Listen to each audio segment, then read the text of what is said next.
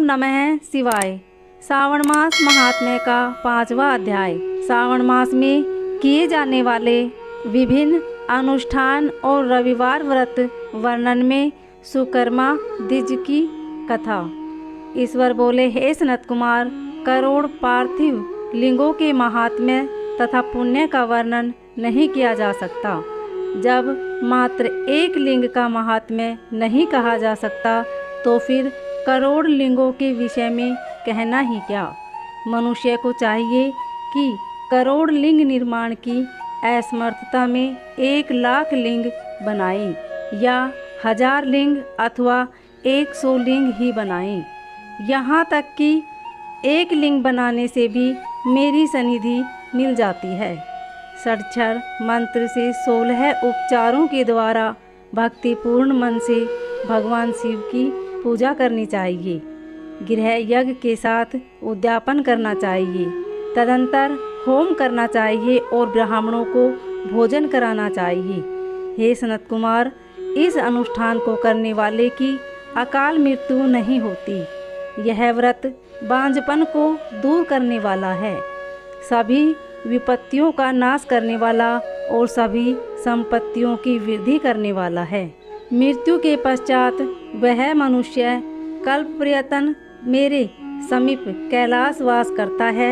जो मनुष्य श्रावण मास में पंचामृत से शिव जी का अभिषेक करता है, वह सदा पंचामृत का पान करने वाला, गोधन से संपन्न, अत्यंत मधुर भाषण करने वाला तथा त्रिपुर के स्त्रु भगवान शिव को प्रिय होता है। जो इस मास में अनुदन व्रत करने वाला तथा हविष्यान ग्रहण करने वाला होता है, वह विरही आदि सभी प्रकार के धान्यों का अक्षय निधि स्वरूप हो जाता है। पत्तल पर भोजन करने वाला श्रेय मनुष्य सुवर्ण पात्र में भोजन करने वाला तथा शाक को त्याग करने से शाक कर्ता हो जाता है। श्रावण मास में केवल भूमि पर सोने वाला कैलाश में निवास प्राप्त करता है और इस मास में एक भी दिन प्रातः स्नान करने से मनुष्य को 1 वर्ष स्नान करने के फल का भागी कहा गया है। इस मास में जितेंद्रिय होने से मनुष्य को इंद्रिय बल प्राप्त होता है। इस मास में स्फटिक, पाषाण, मृत्तिका, मरकत, मणि, पृष्ठ, पीठी, धातु, चंदन, नवनीत आदि से निर्मित अथवा अन्य किसी भी शिवलिंग में, साथ ही किसी स्वयं आविर्भूत या स्वयं आविर्भूत न हुए लिंग में श्रेष्ठ पूजा करने वाला मनुष्य सैकड़ों ब्राह्मण हत्या को भस्म कर डालता है। किसी तीर्थ क्षेत्र में सूर्य ग्रहण या चंद्र ग्रहण के अवसर पर 1,00,000 जप से जो सिद्धि होती है, वह इस मास में 1 बार के जपने से हो जाती है। अन्य समय में जो 1000 नमस्कार और प्रदक्षिणाएं की जाती है, उनका जो फल होता है वह इस मास में 1 बार करने से ही प्राप्त हो जाता है। मुझको प्रिय यह श्रावण मास में वेद पारायण करने पर सभी वेद मंत्रों की पूर्ण रूप से सिद्धि हो जाती है। श्रद्धा युक्त होकर इस मास में 1000 बार पुरुष सूक्त का पाठ करना चाहिए अथवा कलयुग में इसका चौगुना 4000 पाठ करना चाहिए अथवा वर्ण संख्या 100 गुना पाठ करना चाहिए अथवा यदि यह करने में असमर्थ हो तो आलस्यहीन होकर मात्र 100 पाठ करना चाहिए। ऐसा करने वाला ब्रह्म हत्या आदि पापों से मुक्त हो जाता है, इसमें संदेह नहीं है। गुरु पत्नी के साथ संसर्ग जन्य पाप के लिए यही महान प्रायश्चित है। इसके समान पुण्यप्रद, पवित्र तथा पाप नाशक कुछ भी नहीं है। पुरुष सूक्त के जप के बिना इस मास में एक भी दिन व्यतीत नहीं करना चाहिए। जो मनुष्य इस फल को आशीर्वाद कहता है, वह नरकगामी होता है। इस महीने में समिधा, चरु, तिल और घृत से गृह यज्ञ होम करना चाहिए। शिव के रूपों का भली भांति ध्यान आदि करके धूप, गंध, पुष्प, नैवेद्य आदि से पूजन करना चाहिए और अपने सामर्थ्य के अनुसार कोटि होम, लक्ष होम अथवा 10 सहस्त्र होम करना चाहिए। आहुतियों के साथ ओम भू, ओम भुवः, ओम स्वः के साथ तिलों के द्वारा भी यह गृह यज्ञ नामक होम किया जाता है। हे संत कुमार, इसके बाद अब मैं वारों के व्रतों का वर्णन करूँगा, आप सुनिए। हे अनग, उनमें सर्वप्रथम मैं आपको रविवार का व्रत बताऊंगा। इस संबंध में लोग एक प्राचीन इतिहास को कहते हैं। प्रतिष्ठानपुर में सुकर्मा नामक एक द्विज था। वह दरिद्र, कृपण तथा भिक्षावृत्ति में लगा रहता था। एक बार वह धान्य मांगने के लिए घूमते घूमते नगर में गया। उसने किसी गृहस्थ के घर में मिलकर रविवार का उत्तम व्रत करती हुई स्त्रियों को देखा। तब उसे देखकर वे स्त्रियां परस्पर कहने लगी कि इस पूजा विधि को शीघ्रतापूर्वक छिपा लो।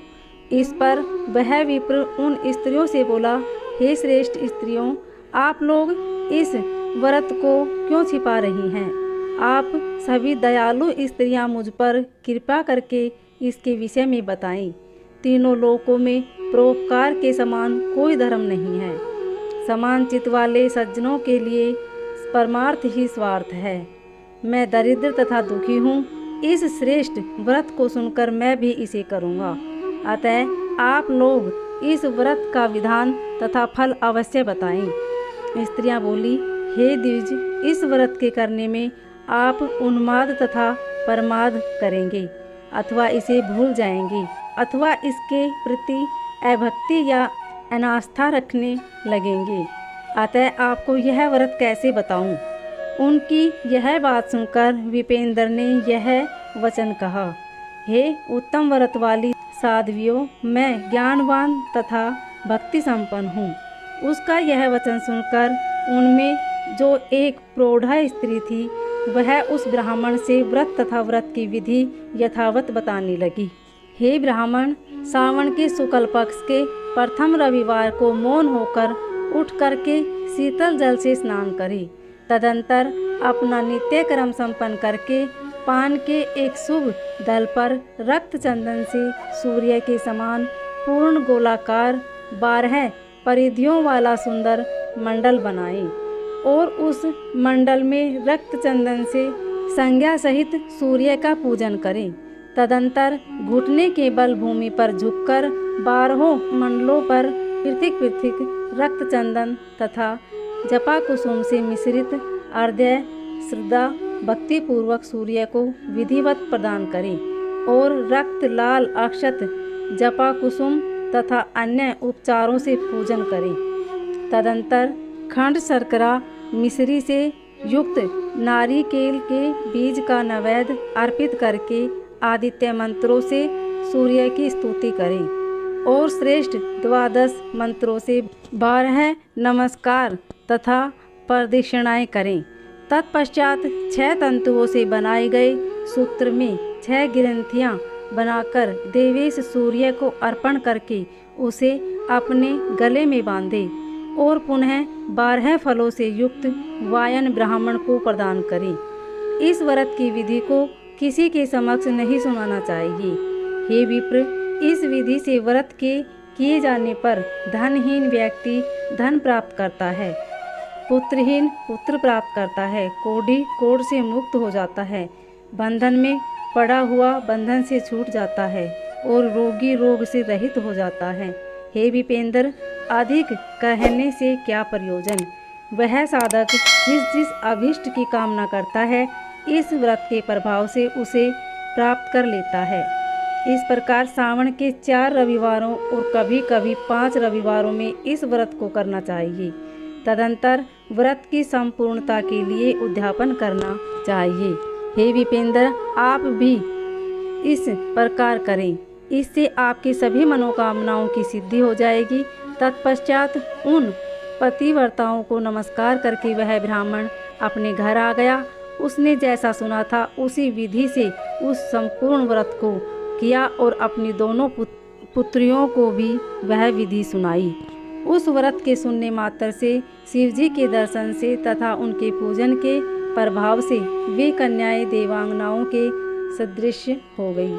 उसी समय से उस ब्राह्मण के घर में लक्ष्मी ने प्रवेश किया और वह अनेक उपायों तथा निमित्तों से धनवान हो गया। किसी दिन उस नगर के राजा ने ब्राह्मण के घर से होकर राजमार्ग से जाते समय खिड़की में खड़ी उन दोनों सुंदर तथा अनुपमेय कन्याओं को देख लिया। तीनों लोकों में कमल, चंद्रमा आदि जो भी सुंदर वस्तुएं हैं, उन्हें वे दोनों कन्याएं अपने शरीर के अवयवों से तिरस्कृत कर रही थी। उन्हें देखकर राजा मोहित हो गए और क्षण भर के लिए वहीं खड़े हो गए। ब्राह्मण को शीघ्र बुलाकर उन्होंने दोनों कन्याओं को मांग लिया। तब उस ब्राह्मण ने भी हर्षित होकर दोनों कन्याएं राजा को प्रदान कर दी। उस राजा को पति रूप में प्राप्त करके वे कन्याएं भी प्रसन्न हो गई। वे स्वयं इस व्रत को करने लगी और पुत्र पौत्र आदि से संपन्न हो गई।